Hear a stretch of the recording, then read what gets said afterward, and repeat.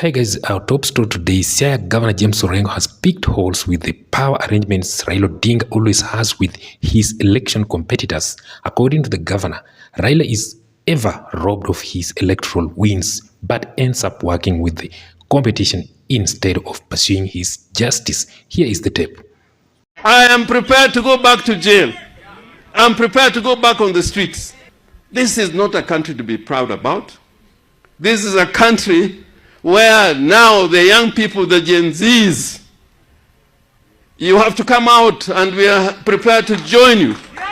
In Kenya, our institutions are under trial. There's no single institution that is not under trial in Kenya. If you go to the Supreme Court, there are a lot of questions that are being raised about the principal judicial organ, the supreme organ in the country called Kenya. There are questions on the issue of the constitution, and here I am with Raila Odinga. Devolution is under threat, and until we are prepared to fight for the constitution and not for the little things we are given, unless we are prepared to fight for what is in the constitution for us as a matter of right, Kenya is going to lose direction. I am asking the Kenyan people that we should be like other democracies where people fight for their rights and what belongs to them. That is how we can take Kenya forward. Not by this silly politics we are being engaged in. Now, even in the political field now, 60 years, Kenya is a republic. And the only strategy we can think about winning elections at the national level is to form ethnic coalitions. Tribal coalitions. Tribal coalitions. That is not going to help. Right now in Kenya, the last free and fair election that we had was in 2002. If we are not careful, even this election that is coming is not going to be free and fair. I am looking at it critically. Even with this IBC, I can see the membership that is going to come out of this process. I am sure that unless they are constitutionally anchored and allowed the space, Kenya is not going to have free and fair elections. It's not going to have free and fair elections. We are living in a country where the most popular man in the country for the last 20 years, Raila Odinga, cannot win an election because it's being stolen all the time. And we are forced to now enter into deals and transactions that do not make sense. So guys, I think I spoke about this thing last in my last video. If you have not watched, you can go and watch. Kuna strategy imepigwa hapa yenye will make Ruto one-term president.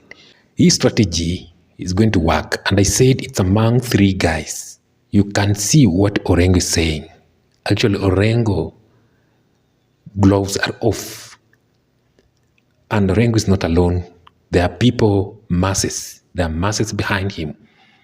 Na hii masses ni Raila, Uhuru Kenyatta, and Gachagua. So these guys tayari washajipanga na washatoa candidate wao.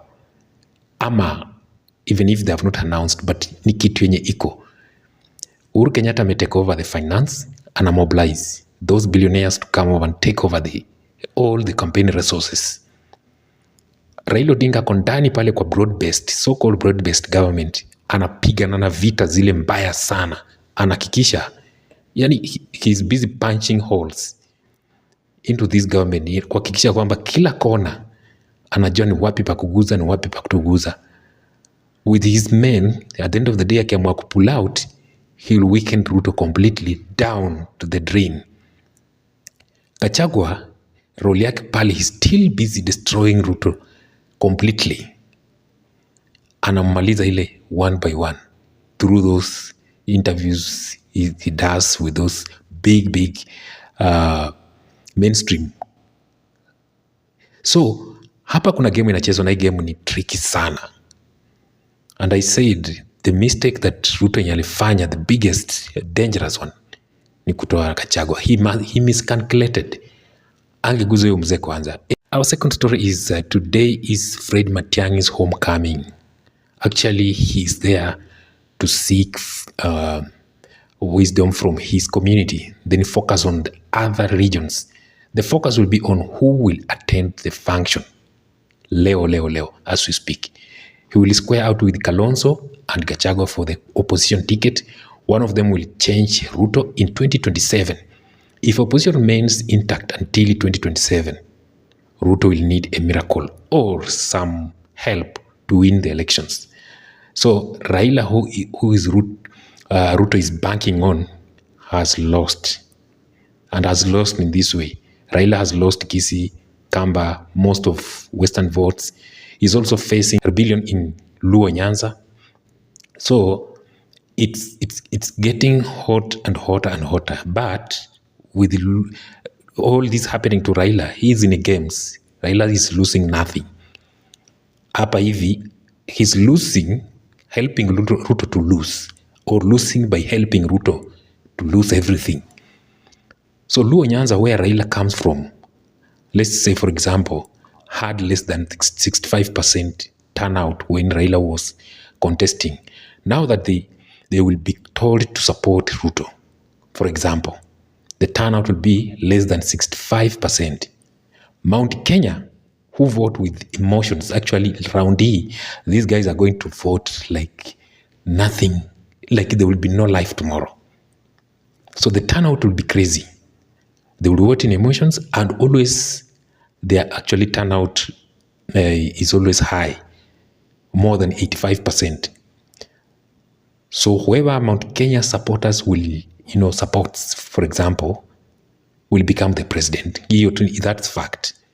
Because hawa jamaa will vote like a block. So whoever they will support will become the president. So let's pray for them as the trio, the three guys behind the game ya kuchallenge huyu jamaa.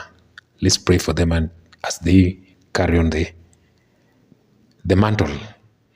So guys, that's it for today. I've been your host, David Chams. If you are new here, maybe first time watching this, try as you can, as much as you can, to subscribe to our channel, and also not forget to hit that notification button so that you get to know whenever we upload the video, you're first to know the updates. See you in the next video. I've been your host, David Chams.